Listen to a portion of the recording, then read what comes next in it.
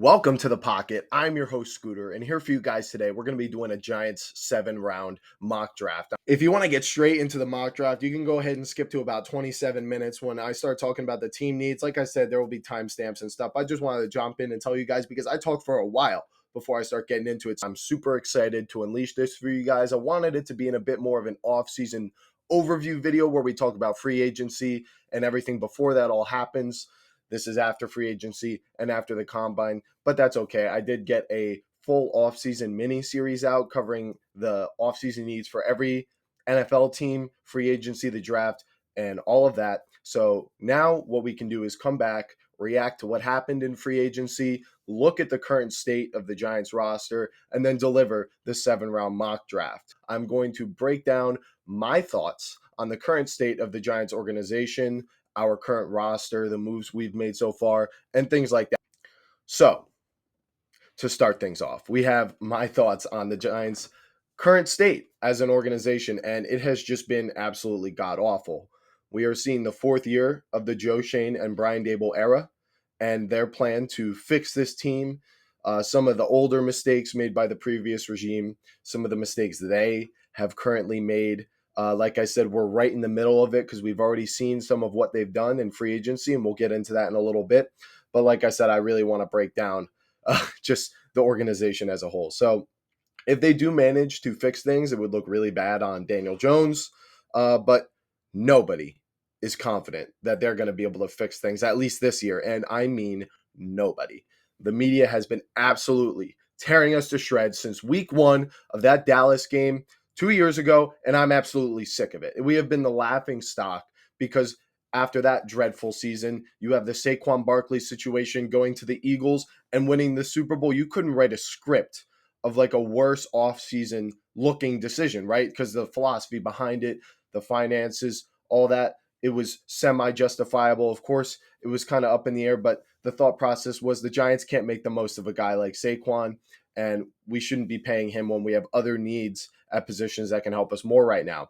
Obviously, in hindsight, it looks like you should have just kept him anyway for, the fan base and everything like that. But yeah, we've been getting torn to shreds over decisions like this, over not succeeding, and we need to figure out how to fix this team and what is wrong with this organization.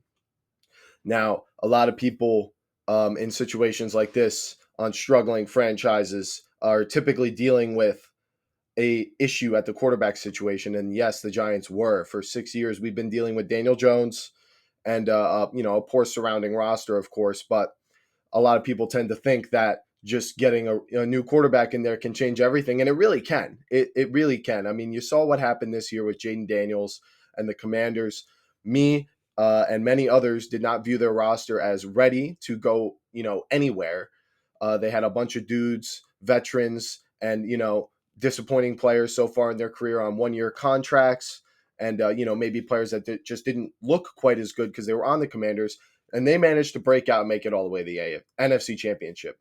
Now, that really hasn't happened in the NFC, especially, drafting a rookie quarterback or a young quarterback that made it that far. I think if I'm to think back, maybe Russell Wilson, right, in his second year, making it all the way to the bowl with the Seahawks. And then you have guys like Dak, who was a later round pick, but they lost in the first round, and we know how it's gone for them since. So how are you supposed to truly build a team that can be sustainably successful for years? Kind of depending on whether you have a great solution at quarterback or not, right? And the point I'm making is I don't want some magic fix. I don't want the entire hope of this offseason to be hinging on just a quarterback at third overall. There is a whole bunch of needs we have on this team. And like I mentioned before, you might not even need the best quarterback to be a successful team. You just need an answer, right? Which we haven't had in Daniel Jones. Whether it was his fault or not, he was not the answer. So where I'm going with this is I'm about to lay out my reasoning for why I believe, filling out the roster and building up the team first should be the priority for these struggling teams, especially with this year's draft class compared to last year's and just what we've seen from the NFL as a whole. Because even if you don't have an answer at quarterback, at least you can smoothly transition to acquire a new one in hopes of pushing for a Super Bowl. I mean, look at teams like the Vikings.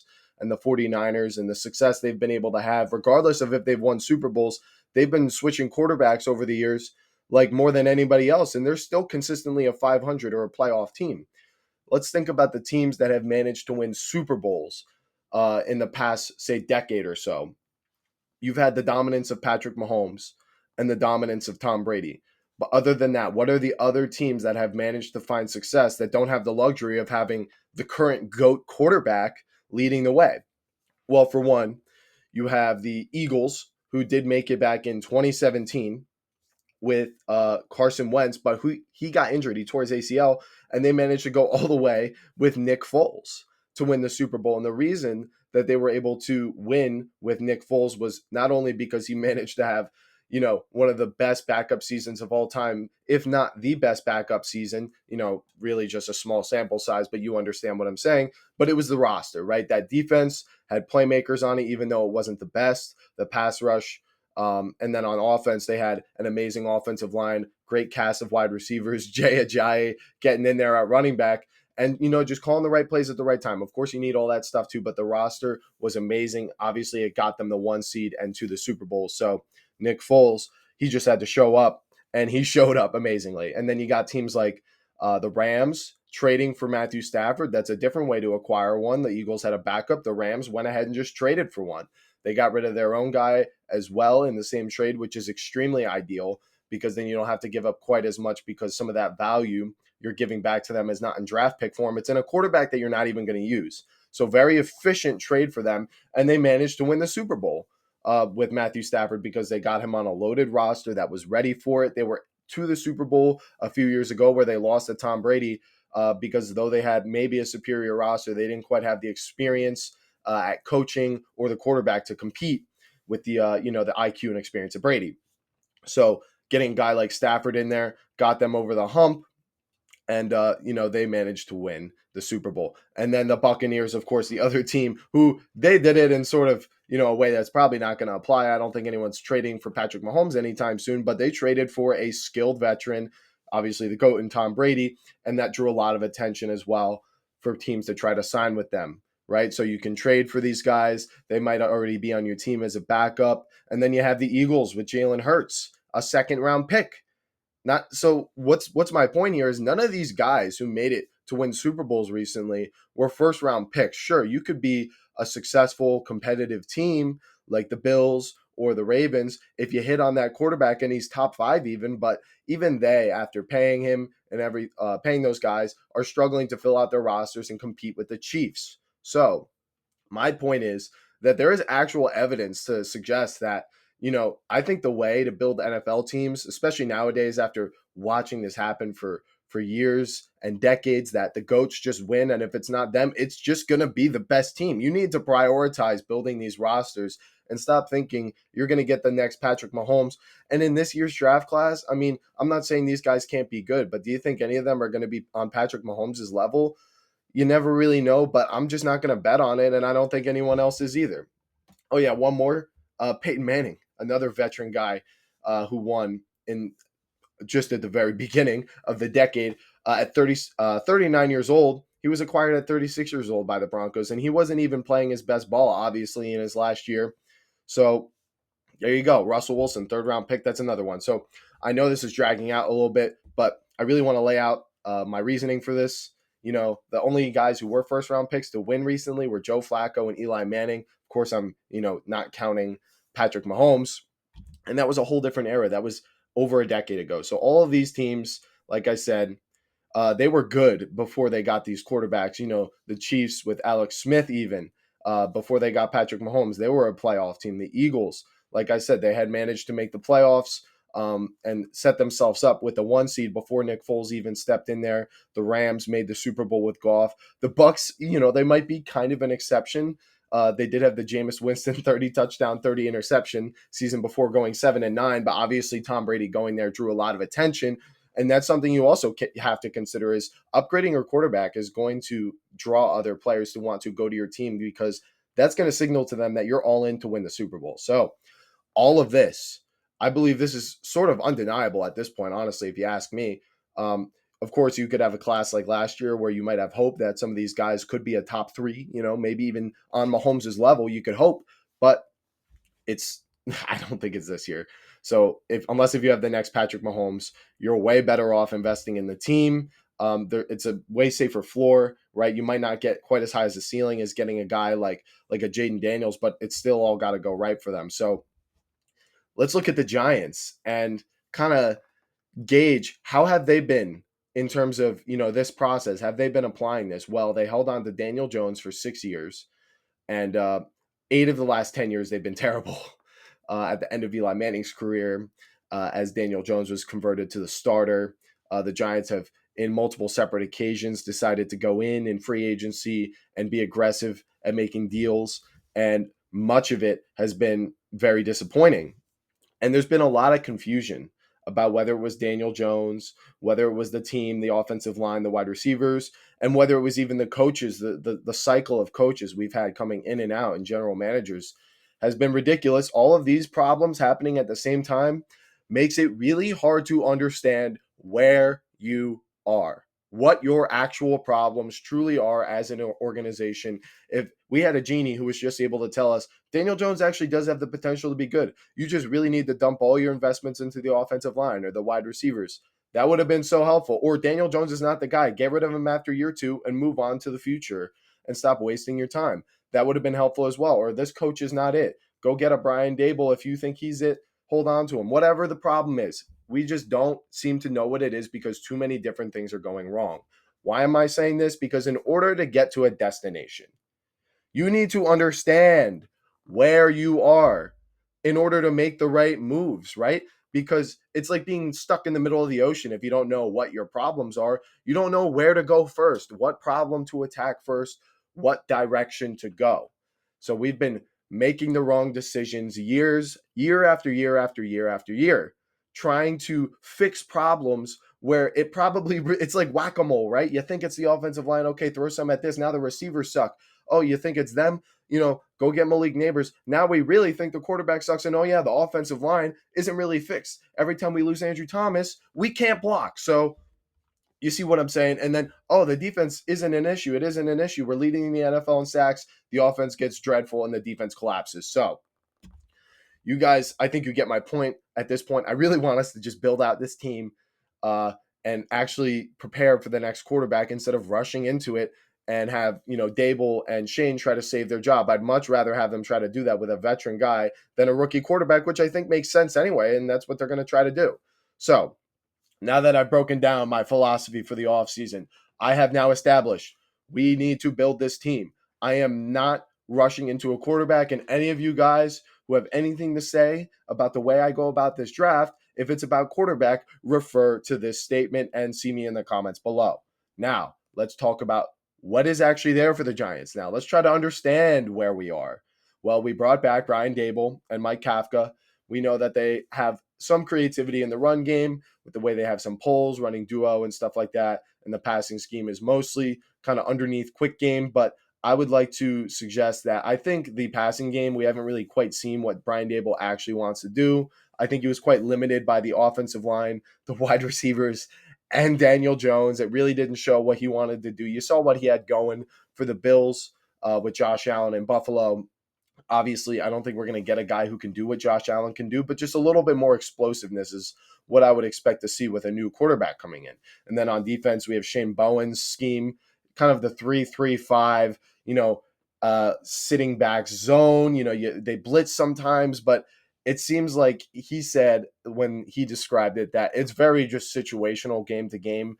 And I think that reflected in what we saw last year, where some games we would blitz almost the entire game and we would stick to it. And then other games we would just completely sit back and never blitz, even if they were tearing up the coverage. So I guess, it's just kind of counter whatever the team's, offense is trying to run, which obviously you're game planning, but it was very, very, consistent. Like if we started blitzing like in that week 2 Commanders game, we blitzed that entire game.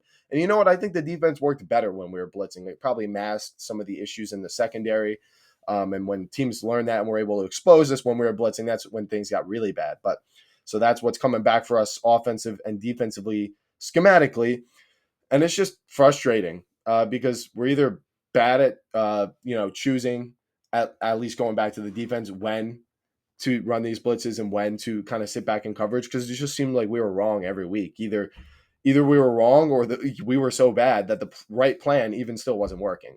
Overall, heading into this year, based off what we saw last year with the defense, I am still fairly optimistic. We were leading the league in sacks, although it was very skewed by the Browns and Seahawks game. You could see the plan was there. The defense was looking pretty good. We did a really good job against Joe Burrow and the Bengals, who were like, he's was an MVP candidate with the way that offense was playing. So I am fairly optimistic about the defense, especially with some of the moves we've made, which we'll talk about. The offense, dreadful. You understand how it is. We lose Andrew Thomas, it all falls apart, just like every year that happens.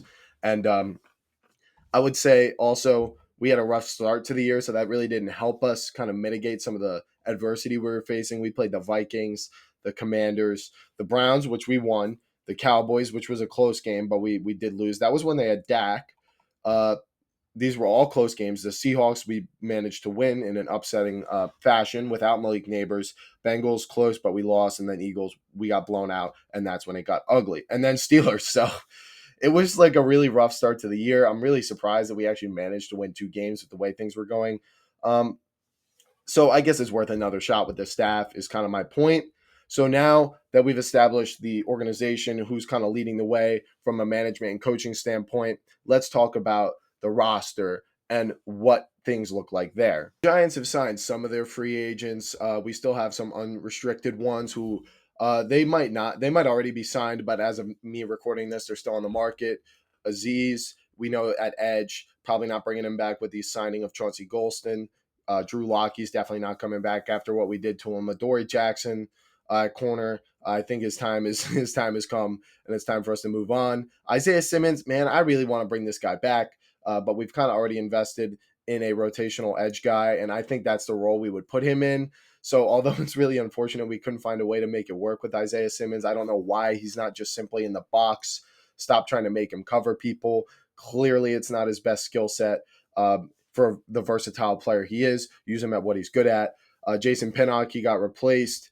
Greg Van Roten, I would like to find a future beyond him. Tim Boyle. Amir Smith-Marset is back. Gunnar Oswalski, Chris Hubbard, Aaron Stinney, Matthew Adams, Patrick Johnson, Elijah Riley, Greg Stroman Jr., Ty Summers, and Armin Watts are all more depth guys that I think, we might end up bringing back if we don't find replacements. But if we do, then, they're not coming back. Cut candidates. I see Nacho. We made some signings on the defensive line. He's on an expensive contract, given the position and role he plays on the team. We could save $3 million by cutting him. Greg Dulcich. We could save $1.4 million cutting him, and Josh Azwedu, $1.4 million. Unless we're keeping him at guard, I don't see a reason to keep him. So let's talk about the moves that the Giants have made in this offseason. So you could see here, we have the Giants, free agency moves pulled up right here. One of the first things they did, re-sign Tommy DeVito. These actually are not in order, but I'm just going to go down the list. Darius Slayton was re-signed to a 3-year deal worth $36 million.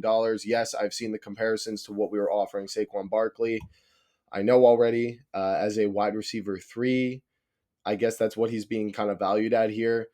I guess, but I really would like to be paying that kind of money to a guy like Wandale.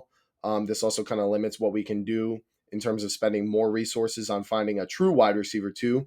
Maybe Slayton could be okay with an upgraded offensive line and quarterback as a wide receiver too, with Neighbors drawing so much attention. But, as much as he's had a storied career with the Giants, I really think it's time for us to look for a different answer. Amir Smith-Marset, he's back as our kick and punt returner. He made a lot of big plays last year on special teams, so glad he's back. Chris Manhertz, yep, good depth tight end. He's good thing he's back.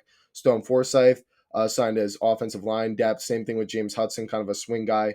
Chauncey Golston, he's going to be our Aziz replacement. We would have probably had to pay Aziz a lot more. I really like Golston. He's a big guy, 6'4", 270, got a lot of potential. He doesn't need to start. Nice rotational piece to get mixed in there.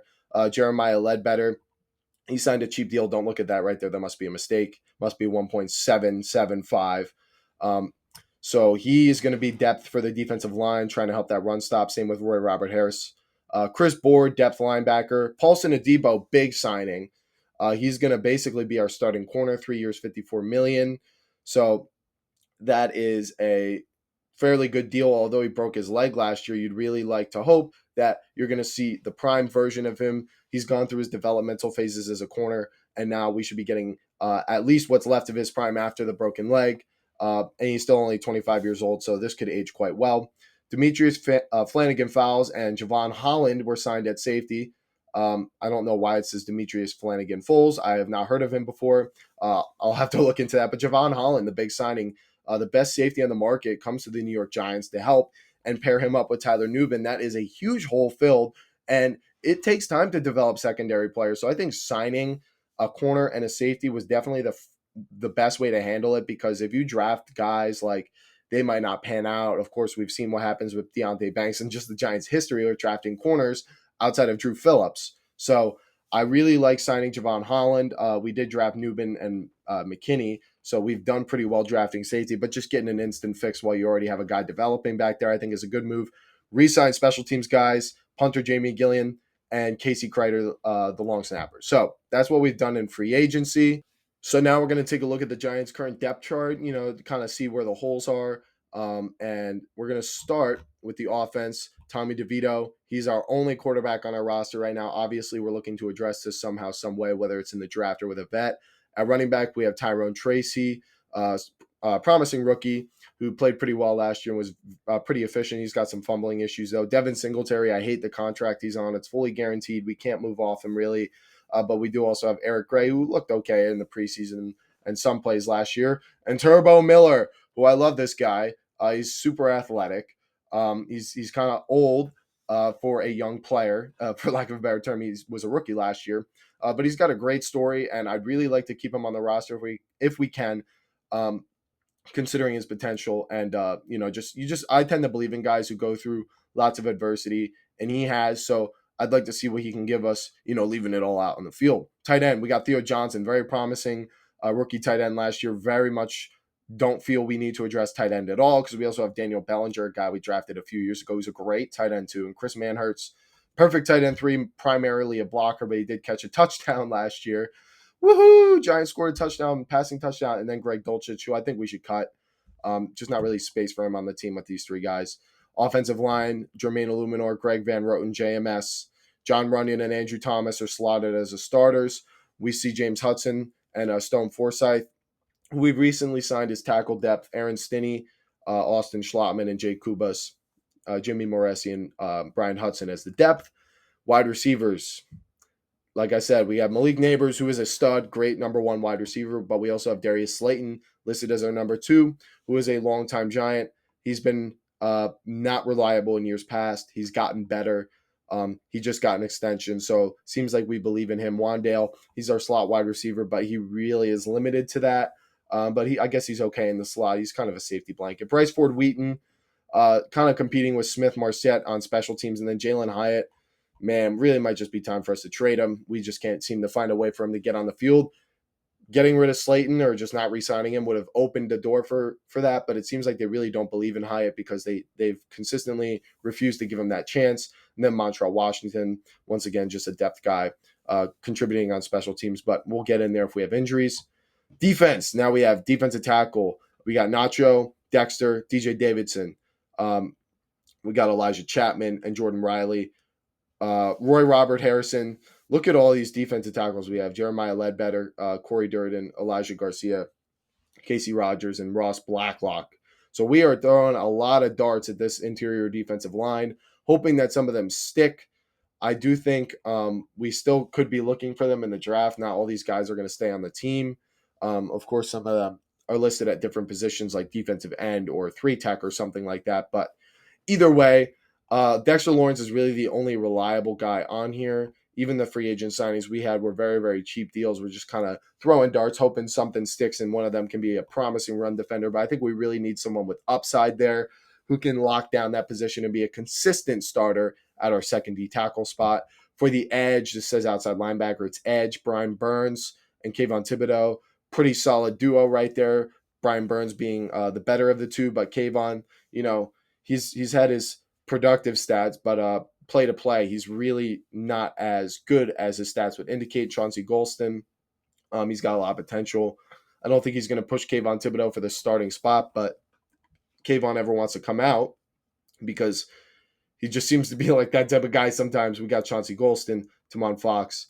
And then moving on to interior linebacker, inside linebacker, Bobby Okereke had, a lot of critics last year, but Bobby's been a guy who's really been, a ball finder, for lack of a better term. He's always around the ball, forcing fumbles, recovering fumbles, punching it out. I really like what he does for our defense. He's not the best middle linebacker in the league, but he's plenty good enough for me. Micah McFadden, a very valuable late round pick, who's played very well in this linebacker 2 spot in a very similar way to Bobby Okereke. So I don't actually have a lot of issues with what he's done. We also have Darius Musau, rookie we drafted last year. He got a first interception on the season. So, he did kind of okay. Looking forward to him being a depth guy moving forward. Chris Board, we signed him free agency. Demetrius Flanagan-Fowles, there he is on our roster as an inside linebacker. And Deontay Johnson, who was a depth guy last year. At corner and safety, this is what the starting lineup looks like now. Paulson Adebo and Deontay Banks on the outside with Drew Phillips in the slot, Tyler Nubin, Javon Holland, and then Cordell Flott, D. Williams, Art Green, and Dane Belton, along with Anthony Johnson Jr. as more rotational guys. Raheem Lane and Nick Jones, recent free agent signing. Special teams, you see Jamie Gillian, Graham Gano, Casey Kreider, Amir Smith-Marset is the return man. So that's our roster. Time to talk about the biggest needs that we have after explaining what our team is, our coaches, our roster, and everything. Our holes. Time to address what my prioritization is of our needs. Obviously, the biggest one is going to be quarterback. Our options here are kind of draft one in the first round, maybe a later round like 3 or 4, or sign a big free agent, maybe even both. For me, there's a lot of flexibility here. Like I established earlier in the video, I really don't feel a need to just feel like we have an answer at quarterback and act like that's going to make everything okay. Because chances are they're not going to be the answer if we don't fill out the rest of this roster, and they're just going to go through the same thing Daniel Jones did. So that's our options there. Up next, defensive tackle. Yes, I know it's crazy. We got Dexter, we got Brian Burns, and we got Kayvon Thibodeau, but still we need another defensive lineman to make this a complete unit. We had got nothing behind Dexter. We signed a bunch of free agents. These guys are on cheap deals. Elijah Chapman, he looks kind of promising as kind of like a pass rushing specialist, but we really need that run stopping second defensive tackle so that we can get more DBs on the field and leave Bobby Okereke out there as a solo linebacker, and just improve this run defense. We've made moves in the secondary that should help this, but it was the entire defense last year, outside of the core guys in the trenches that couldn't defend against the run. So we need a second run defending defensive tackle, big time. Up next is corner. This could get solved very quickly. With guys like Travis Hunter potentially being available, but we still need someone at that number 2 outside corner spot. We got Paulson Adebo, who we are obviously confident in because we just signed him. Drew Phillips, he might be our best corner, who we signed for the slot or drafted last year and had a great season. But Banks was very disappointing last year, and many fear that we're going to have to replace him as our number 2 corner. And so you could look maybe later in the draft at doing this. I don't think you want to exactly target it early on unless if it's a blue chip guy.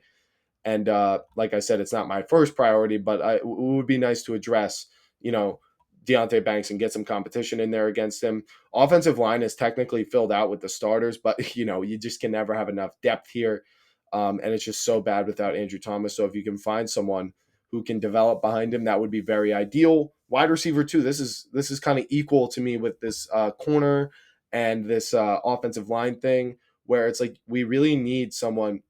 In fact, it might even be more of a need because I kind of trust Banks not to, earn like a contract extension, but maybe he could finish out his rookie deal and be not so bad. Let him test the market. Offensive line, we do technically have the starters filled out, and we do have some depth, but I just want more talent in that mixed in with that depth. Wide receiver too, we signed Darius Slayton to be that, but I'm just not super sure that that is what we need. I really think we need a different archetype of players. Slayton is a deep threat. Neighbors is obviously the true alpha, and Wandale's the slot guy, but we don't have a true X guy, and Slayton can't do that.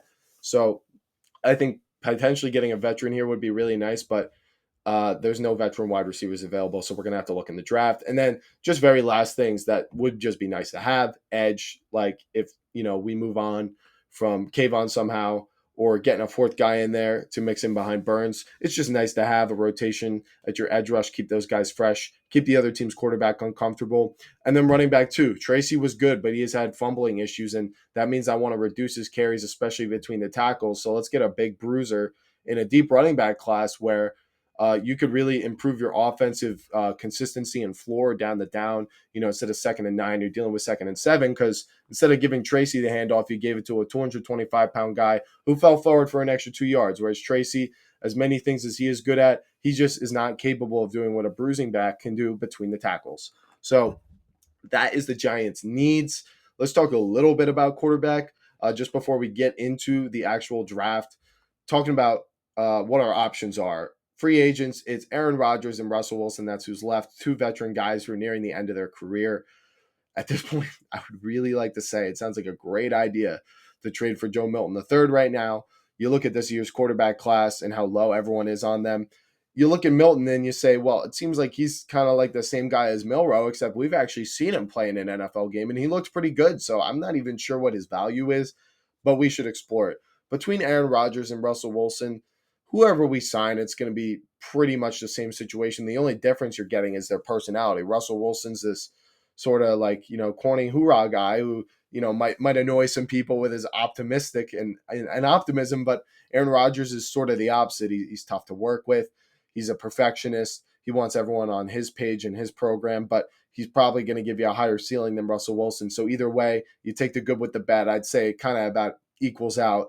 And I would just like to get a younger guy behind the two of these guys. So at least you get something for your future out of them. You get some teaching for the young guy from experienced guys who have won Super Bowls. I think that's something that you certainly won't be able to replace. All right, starting things off with the third overall pick. I'm sure many of you have been waiting for this patiently, or you skipped here using the timestamps. Either way, time to talk about what we're going to do here at this pick. So most of what I did for the first and second pick is based off of what I think is going to happen in my predictive mock draft, which should be coming out soon. And so that's going to detail what I think is going to happen for the first two picks and what the Giants are going to be left with. I am not assuming the Giants trade up. I don't want us to do that, which means I also am going to be assuming we can't trade down, even though that's something I'm just going to say right off the bat is something I'd most like to do from this spot if who I think is going to be there is there. So our options here, it's looking like we're going to be left with, no matter what, either Cam Ward, Travis Hunter, Abdul Carter, or Shedeur Sanders. I just want to come right off the bat and say I don't want to pick Shedeur at third overall. The uncertainty about his upside just reminds me way too much of Tua. I've heard the stories before, a smaller quarterback, but he's accurate and he takes care of the football and he plays really smart. Okay, but how far have we seen guys like that really take teams, right? At least on their own.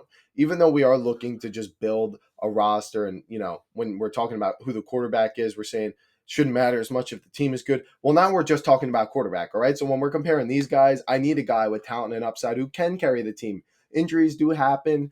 You saw what happened to the Lions. If they had a more talented quarterback than Jared Goff, I think they still could have made a push for the Super Bowl. I'm not the only one who thinks that, right? And I'm not the only one who thinks Shedeur should not go in the top 5. He shouldn't be right next to Cam Ward, who's got a lot more physical upside and a stronger arm. There's reservations about him as well, but I would say I think if Cam Ward is there at third overall, I think that makes a little bit more sense, but I don't think that's going to happen. I think Cam Ward's going first overall to the Titans, and then the Browns are going to be left as the first team who has to question themselves, are we taking Shedeur or are we taking best player available here? Well, I think that they are going to take Travis Hunter. That's right. They're not going to take Shedeur, number 2, which means the Giants are left with Abdul Carter. So this is probably the least desirable of the three because, like I said, I'm out on Shedeur, at least at pick 3. Because we have Brian Burns, we have Kayvon Thibodeau, and now we have Chauncey Golston. We already have 3 pass rushers. Quite a bit of money and draft capital invested into this position. But I think we should take him anyway. Why?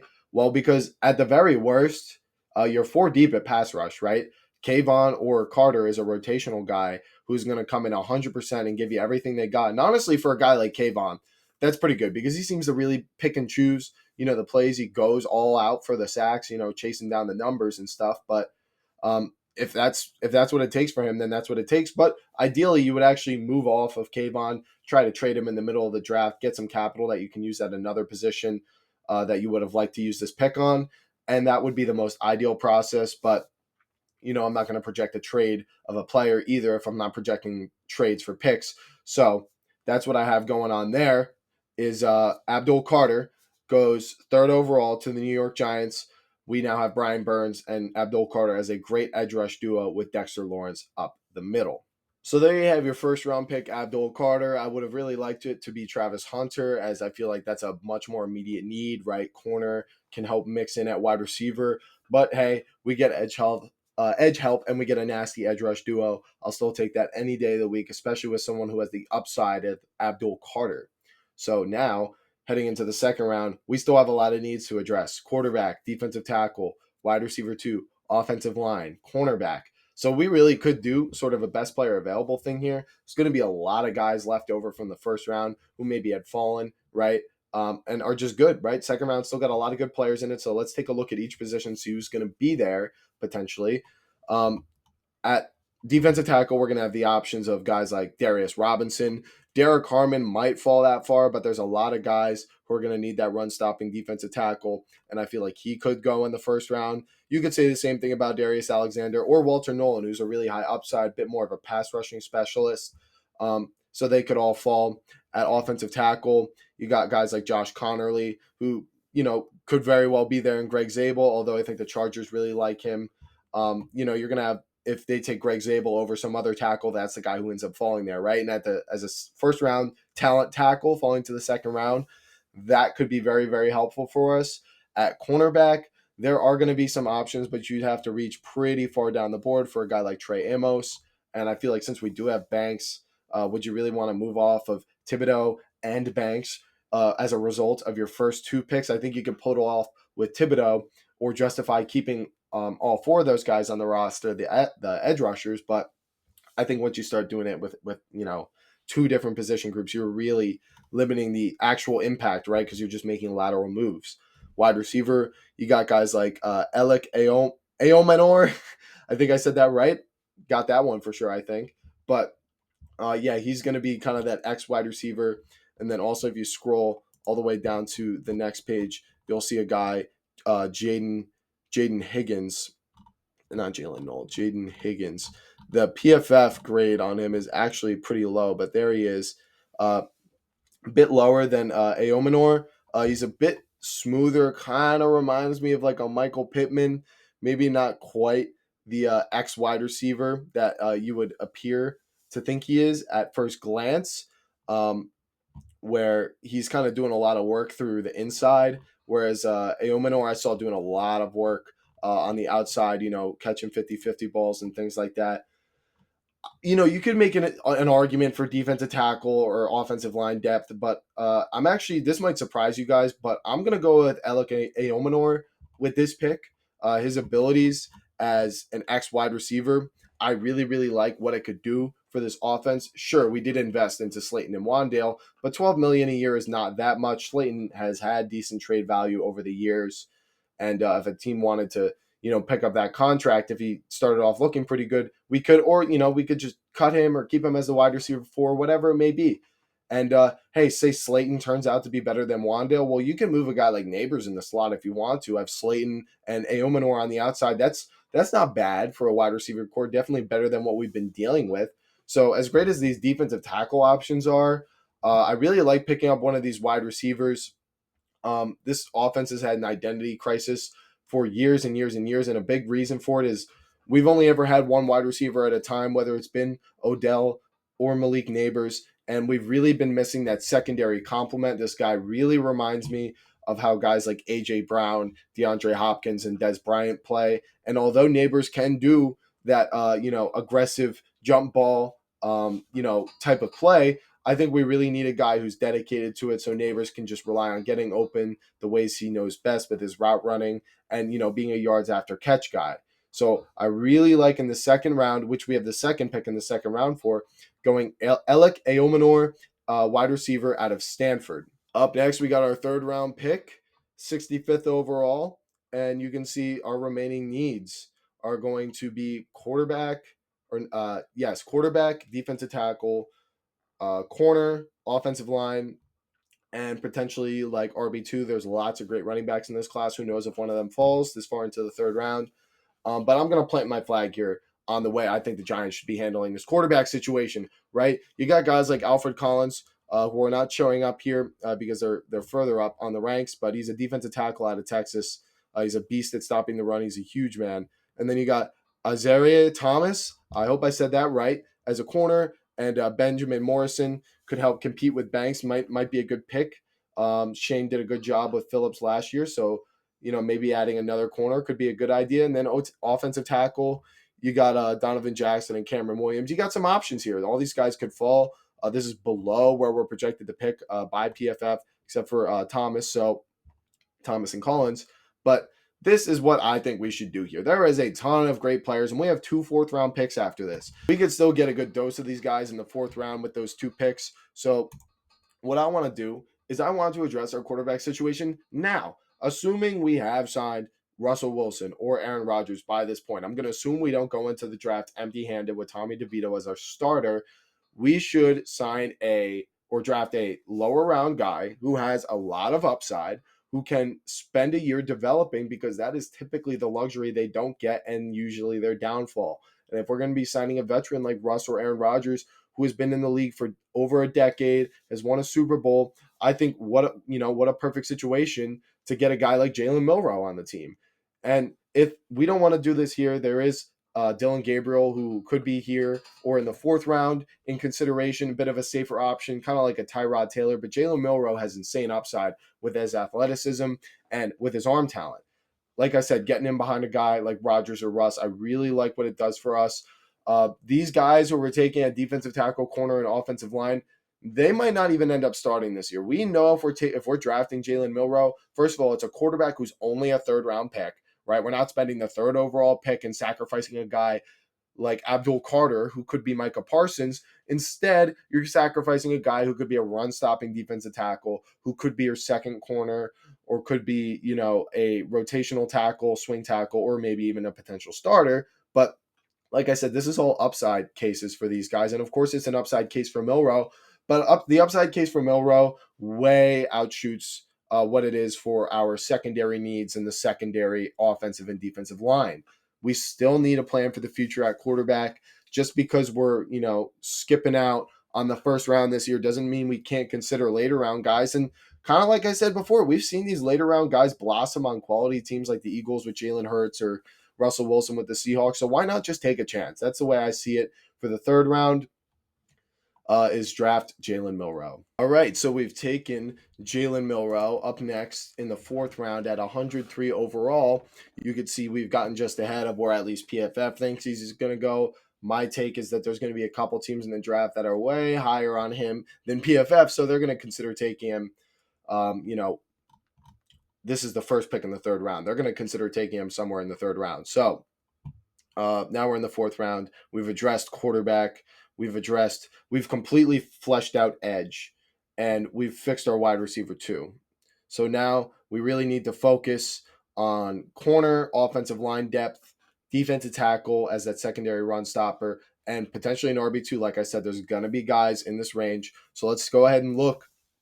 And right here, we've already got Deion Walker, who is a freak. He's 6'6", 345. He's a monster. So, at the very least, his floor is that he could be a great run stuffer. And what I really like about Deion Walker is Dexter Lawrence is also a freak. He's about 6'5". He even looks kind of 6'6" on the field, but he's like 340 pounds, but he's not like obese or fat. He's just like really, really filled out. Of course, the guy's got a gut, but you understand what I mean. This dude's a freak, and so is Deion Walker. So if I think you pair him with Dexter Lawrence, he's got the potential and the upside that these other guys we've signed through free agency on these cheap contracts just can't provide, just through sheer physical mass, right? You got to hope that you can develop guys like this. And this is something that the Eagles have done, is just take really freak athletes. It's okay if they're not like a primary starter right away.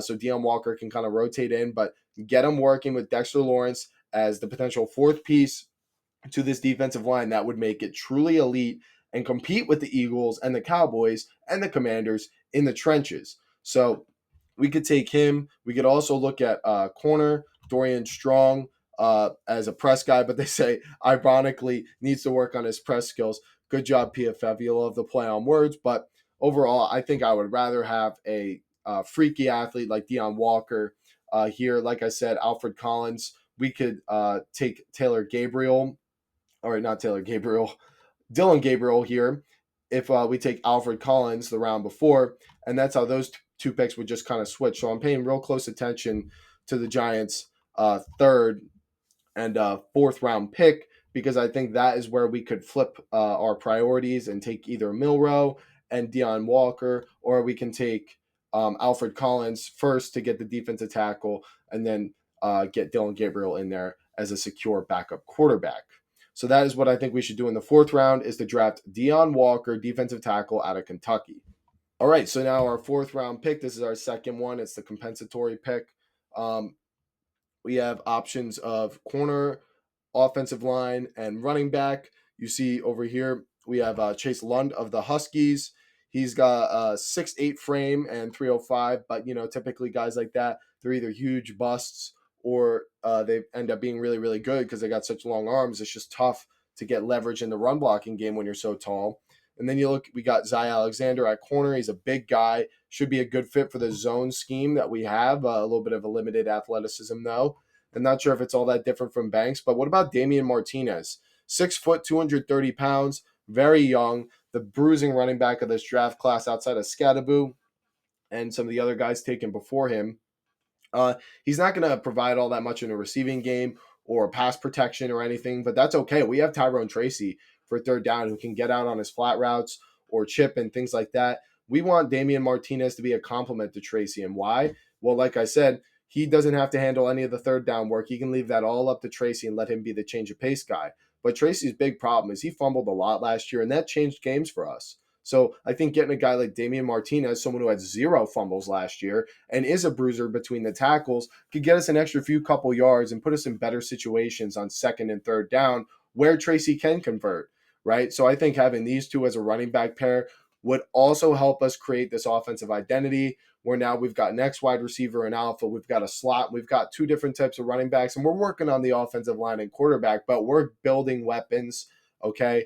And I think this is something that you could look at it and say, this is a bad pick, right? And I'm not even too sure that the Giants would do something like this. We had a chance to last year, but we just took Tracy instead of the power guy to pair with Singletary. So we'll see. But this is what I think we should do is draft Damian Martinez out of Miami. All right, so we're through 4 rounds of the draft so far. We've had a pick in every round, and we've had 2 fourth-round picks, and still I have yet to take an offensive lineman. You might be wondering, what are you doing, Scooter? The Giants' offensive line stinks, and it needs depth. These free agent signings aren't going to help us. Oh, my God. All right, well, here you go. The Giants are left with corner and offensive line depth as a need. So in the 5th round, this is a pick we got via Seattle. You can see over here, 155. This guy's projected to be just below that range, so should be available. Seth McLaughlin. He's a consistent starter out of Ohio State. I think taking a guy like this for the interior. He's coming off of a lot of injuries, so that could be a concern. But it's tanked his draft stock, and I think a guy like this actually has value. Considering we don't have to start him, he can heal up and get ready for the NFL while we're kind of waiting for someone to inevitably go down or him potentially to take someone's job. So I think if he's a reliable piece behind JMS at the very worst, then that is fine. But if at best he's a rotational guy on the inside, then I really like that too. There are corners available around here, but I really start to question if they can provide us anything more than the corners we currently have, who have, concerns of their own when it comes to their play, but you're not going to get an immediate impact from them. Whereas I think we could get a bit of an immediate impact by improving our offensive line depth. And let's just go ahead and roll right into the 7th round because we are doing the same thing. All right. We pick 120 first overall and not 100, 221st and 248. So looking at the guys who would be available in that range, you got Holland Pierce, who's a raw developmental guy out of Rutgers, 6'8", 344. But he could learn from one of the best in the game in Andrew Thomas and potentially be his safety blanket for if he gets hurt. And, it's just throwing these darts in the 7th round, I feel like is when you really should be least afraid of shooting for upside. You want to be a little more sure about the guys you're taking early on. Some teams shoot for, even more upside early on. But I think, you look at what the Eagles have done with guys like Jordan Mailata, who they got late. They took a chance and said, hey, if this guy pans out, we're going to have a beastly offensive tackle.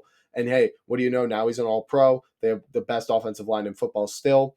And it's because of reasons like this, because they're not afraid to take chances on guys who have a lot of potential. So Holland Pierce, and then follow it up with the very last pick that we have, 248 on Xavier Truss out of Georgia, 6'7", 320. Yep, these guys are down here for a reason. They got a lot to work on. But hey, you throw 3 darts at offensive line. One guy's got injury concerns. 2 guys are raw developmental beasts who have a lot of height and traits that you would like. So if all 3 of them don't work out, hey, you tried to address the offensive line, okay? But I don't think you were going to get a guy in the 3rd or 4th round, at least within, reasonable intuition that was going to be a starter for you, right? But throwing shots at these guys who have got a lot of upside, I like what it does for us. We have signed dudes with experience who can be right away swing guys or, emergency starters if people go down. But I think these 2 can be impact players for us in the future, and that's what we're trying to build here, is a future. All right, guys, you'll have to forgive me for this horrendous graphic I have here for you guys on my Google Docs, but it was the quickest I could come up with for this. It is the updated roster and just kind of a breakdown of what we just did. We've had 6 offensive picks, 2 defensive picks. I think like last offseason, we can kind of, trust Banks. At least we're kind of forced to based on the resources. We spent the 1st round pick on him. But also we did sign Adoree Jackson late offseason, and I think we could do a similar thing at corner with the money we have left over. It's way harder to do that with offensive line, so that's why I prioritized it at the end of the draft, even with 3 picks. It's just harder to get those corners ready, especially when they already have issues, whereas the offensive linemen, there's a lot of positions you can move them around to and a lot more flexibility with raw talented guys. So here's the Giants' updated roster, assuming we sign Russ and this draft happens. So at quarterback, we have Russell Wilson. Tommy DeVito would probably be listed as the 2nd string guy, and then Jalen Milroe as our 3rd guy, as our piece for the future, who can develop behind 2 guys, one super familiar with his system, one experienced veteran, won a Super Bowl. I think that's a great cast for him to learn behind. I really believe in the culture and the way that Jalen Milroe talks. I really like the way it all sounds. Mix that with his upside. I really like this plan for the future, and also a little bit of win now with Russell Wilson. Running back, we have Tyrone Tracy as our change of pace, but also our primary starter. And then Damian Martinez as our power back, complementary goal line back. Singletary can come in to alleviate both of these guys if there's an injury or something. So that would leave Eric Gray and Turbo Miller, unfortunately, probably getting cut. You're not going to hold on to 5 running backs. So maybe you'll hold on to just one of them. But, I think at this point, your best case scenario is to probably, release both of them. Singletary's on a guaranteed contract. So that should be your entire room. At wide receiver, Malik Neighbors, and then our 2nd round pick, Alec Aomanor. That's, to me, a great 1-2 punch right there. And then Wandale in the slot doing what he does best. Of course, you got Darius Slayton working there as the 4, as the secondary outside wide receiver. Neighbors can rotate into the slot if he needs to. Amir Smith-Marset, basically a special teamers. Bryce Ford-Wheaton, same thing. Hyatt, he really should be highlighted as a cut candidate or a trade candidate. It's time we move on from him. We just can't make it work with him. Montrell Washington, once again, competing with Bryce Ford-Wheaton and Amir Smith-Marset for those snaps. Tight end, Theo Johnson, Daniel Bellinger, Chris Manhertz. Nothing changes there. I think we should cut Greg Dulcich. And then at left tackle, left guard, center, right guard, right tackle, all the same. But you see we got 3 guys signed for depth. Xavier Truss, Seth McLaughlin, and Holland Pierce at center and both tackle positions. And then the existing guys we've had for depth are staying there. We got also a lot of unrestricted free agents who we could bring back there if we feel we need to. Defensively, not all that much has changed. We got Brian Burns, Dexter Lawrence still starting on the defense, but then we got Deion Walker as our 2nd defensive tackle, leading the way after all the guys we signed were Robert Harris, and so on. Right end is going to be Abdul Carter and Kayvon Thibodeau competing, and honestly, I think Abdul Carter would take this job from Kayvon if we don't trade Kayvon before this happens. I think his value is only going to decrease, and we should probably get rid of him before this happens. That's why he's highlighted in yellow. But hey, we just got this really nice rotation of Burns, Carter, Kayvon, and Chauncey Golston, who should be probably up here. not down here. Boop.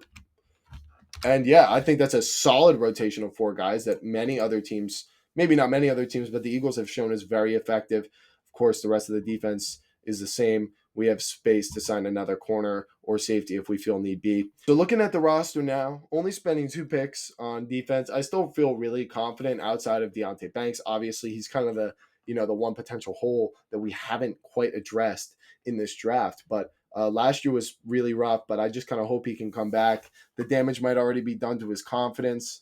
He was in a different scheme, so perhaps he can develop a little bit further, along with guys like Javon Holland, kind of helping alleviate some stress he might have felt from other guys not, doing their assignments. But for me, it was mostly just him getting his head around and, just kind of being lost about where the ball is and, if he's being thrown at and things like that. Not getting his hand on the ball as a corner that's something you cannot have an issue doing. So he needs to work on that. But, we're going to trust him with Paulson Adebo on the outside um, as our primary guy and Phillips in the slot. The front four will be elite, especially if Deion Walker ends up being the solid run stopper we think he is, because we can rotate other guys like Elijah Chapman in there on third downs to get some pass rush. Linebackers and safeties, I'm happy with Bobby O, Micah McFadden, Javon Holland, and Tyler Nubin. I'm totally good with that. The offense has been addressed. We have 6 picks on the offense.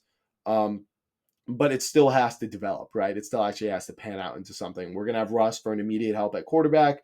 We have to develop Milroe for the future. So there's your thing for quarterback. I really like the dart throws at the offensive line.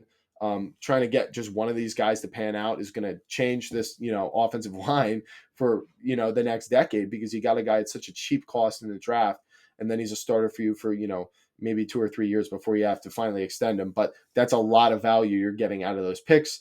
And then the answer at wide receiver 2 in the second round of Martinez should help the offense have more explosive playmakers, more success on early down and in the goal lines, converting in the red zone, just putting the offense in better situations, helping out this offensive line too. It hasn't been all of them. We've had a lot of struggles with the weapons, drops, right? Not being able to break tackles. So you got Martinez, you got a physical receiver like Aomanor, who can out-muscle a guy on the outside and break a tackle and hype up the team. I really think this is a pretty solid plan. I mean, I spent quite a lot of time mock drafting, not just for the Giants, but the whole first round to figure out what all the teams are going to be doing. So I'm pretty sure this is a fair idea of what's going to be there, at least for the early second round. And then for the rest of the draft, I spent a lot of time thinking about the Giants' needs, how I would attack the quarterback situation and all that. And then just the third overall pick, right? Who really knows what's going to be there? It could go Cam Ward, Shedeur Sanders. They could both not get picked, and the Giants might not have either Abdul Carter or Travis Hunter. And we'd have to pick maybe like a guy like Tet McMillan, Mason Graham could maybe make sense. But ideally, like I said, just trade back. We have a ton of needs. This is a great draft class. We don't need like a blue chip guy like Carter on the edge. We could use him, Hunter at corner, but that's really all I see as far as the blue chip guys go. Maybe Mason Graham, though. I just think 3 is too high for him. So, oh yeah, and I'm gonna say it again. Can we consider trading for Joe Milton III? Because then I wouldn't want to draft Milroe if we had Joe Milton III on the roster, because I view them as very similar, talents, except maybe Milroe's a bit of a better runner and Milton is a better passer. But either way, let's get a young, really talented quarterback on the roster behind whoever veteran we sign. If we sign one, you never know. We might just draft like 2 rookies or something, and let's develop something for the future. Let's build up this team and not rush into quarterback and find ourselves in the same situation we were for the last 6 years. As I said in the beginning, it is important to know where you are to know where you need to go. And if we sign Russ and we get a talented quarterback behind them, we know where we are. We're in a transition year. There's no rush or pressure for us to go win a Super Bowl. We just want to win games. There's no talk of tanking because you have a young quarterback you believe in. You just want the team to be good, and I think that will set us straight. All right? At least it would give us a chance, in my opinion. Now, many of you guys might think you have the plan to fix the Giants. So why don't you tell me in the comments, what do you think you would have done differently in order to fix the Giants in this 7-round mock draft? I hope I did a good job with the draft graphics to help you guys keep along. So if you did enjoy the video, drop a like on it to let me know that you did like it and you want to see more content like this. Looking to get a full first-round mock draft out very soon. mock draft Monday. That'd be pretty cool, but we'll see about that. And finally, if you did enjoy this, subscribe and check out some of my other content on my channel. I got playlists, like I said, off-season plans for the entire NFL, reaction to day one of free agency, and more things you will enjoy. So if this is your first video, or if you've seen every single one of my videos, thank you so much for watching, and I hope I see you in the next one. Peace out.